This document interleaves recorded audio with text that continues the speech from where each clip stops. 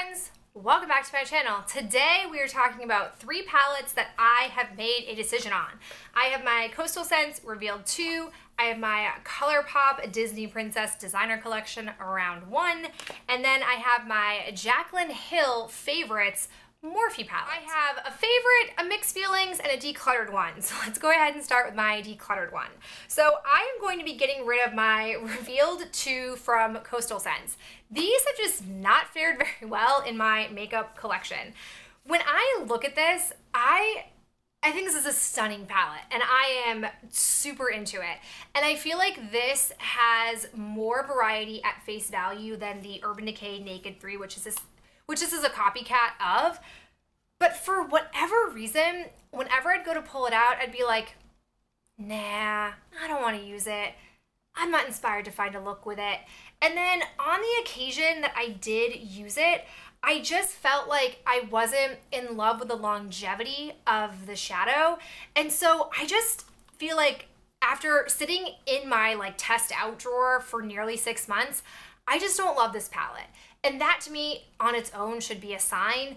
Yes, there are some singularly pretty shades in here, but I just don't think the formulation is all that great. And we are in such an amazing world right now with eyeshadow where you can get pretty inexpensive, amazing quality eyeshadow all the way up to you can pay a good bit of money and still get a great payoff. I just don't think that this stands up to the market today, and it doesn't compel me to want to use it. I don't think the formulation is so great that I want to use it. So it's time for this one to go. Next up, we have the Disney Designer Collection. It's a Princess Thing palette.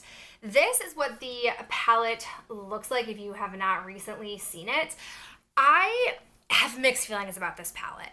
I really enjoy some of the shades in here, but some of the other shades, I'm like, nah girl, I'm good with that. For example, Fairy Godmother is a heinous color. It's a heinous color on my skin tone. I've tried it in a variety of ways and it's not good.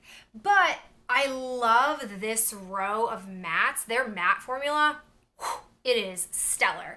And then I like Ray. I think that's a pretty color. But I mean, Fairy Godmother's terrible. Thingamabob, your girl's not using a silver anywhere on her lids. I'm not going to use Midnight Curfew. Beast is got glitter all up in there. I'm not going to be using that. So it's a mixed thing. It is hard for me to decide to get rid of or keep this palette because I have high notes and I got some low lows. But in the end, I have decided to keep this. I just feel like I would never pan this palette. No, would not pan this. But I could see it coming into play to couple up with a palette that I am panning. If I ever had a situation, doubtful, but if I ever had a situation where I was out of crease colors and needed to use some crease colors to pair up with some lid looks, this would be great for that. Or if I find myself running out of one of these types of matte crease shades, this could be a great place to come and replace it. So I am keeping it. Surprisingly, despite all of the negatives I mentioned, I am going to keep this palette. I think if I were to go back in time, knowing what I know now about the matte formula, I perhaps would have skipped this palette and just bought in a few of their matte shades. I love the formula. I had never tried it before, and this palette really sings its praises. But since I hadn't had that experience, I think that's why I'm willing to keep this, because it does have those high notes, and I really like it. My last palette totally caught me off guard. It is the Jaclyn Hill Favorites Morphe palette. As we know, aside from the Jaclyn Hill collaboration where they had a whole new formula, I had never really used the Morphe palette. I had owned this since it first came out, but hadn't really touched it. As a reminder, it looks like this. Part of what I struggled with this palette was that I felt like there was a lot of sameness. I still feel that way. I definitely feel like I did not need all of these shades of browns because I'm not the kind of person who blends 15 different colors into their crease. I'm just a one and done simpleton like that. I'm much more of a practical application person. But here's what I'll say. Not all colors in here are made equal. Definitely the like shimmer shades up here, these first four are tremendous and I love them and they are right up my alley. I also have played around with some of these other shades, but what I'll say is they don't all come across on the eyes the way they look in here.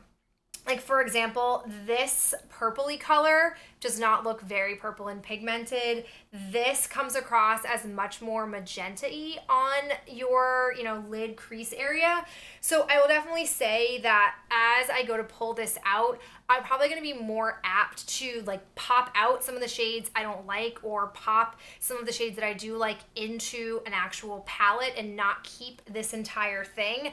I will also say the matte formula is okay. It's not as seamless and easy as the ColourPop formula, but I can play with it and I can work with it, but some of them are just plain patchy. And so, like I said, I didn't feel like popping any of them out before talking about them with you guys today. But as I go to pull this out, I will start to, clear stuff out and make this a bit more universal, because that's what I think will be the ultimate way that I'll get success out of this, is if I make it more manageable. And now that I have a feel of what shades I like and don't like, I can really actually narrow this down and make it the perfect palette for me. So I've been surprised so far because I feel like a lot of my bigger palettes that I tend to never reach for because they are so big, I really do like. So I'll be curious to see what my collection will look like in just a couple of months, because I am still very focused on finishing these up. So I'm gonna go ahead and put these back into my eyeshadow drawer and pull out a few more to test out. And as always, I will update you guys as I make decisions. But that is it for me in this video.